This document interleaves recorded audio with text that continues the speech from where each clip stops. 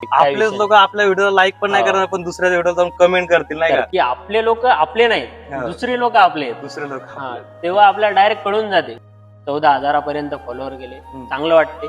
खूप सारे नाहीत, कमीच येतं, पण माझ्यासाठी खूप सारे आहेत. कारण की मी काय स्ट्रगल फेस केला तेवढे वाढवण्यासाठी ते मला माहिती.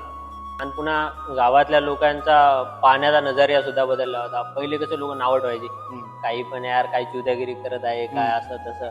10K जेव्हा झाले ना, सर्वांनी स्टोऱ्या ठेवल्या, स्टेटस ठेवले, आणि चांगलं म्हणजे पाहण्याचा नजरियाच बदलला डायरेक्ट. स्ट्रगल करणाऱ्या लोकांनी फक्त एक गोष्ट लक्षात ठेवली पाहिजे, की जेव्हा तुमचं काम चालू असतं का, तेव्हा तुम्ही काम करत राहा. तुमच्या आयुष्यात एक क्षण असा येतो की ते नाही का तुमच्या अख्ख्या कामाला एकदाच फळ देऊन जातं नाही का. बस म्हणजे जेव्हा तू व्हिडिओज बनवतो तेव्हा नाही का सगळ्यांचा दृष्टिकोन असा होता की काय मूर्खपणा चालला नाही का, कामधंदे सोडून शिक्षण सोडून अशा गोष्टी करतोय.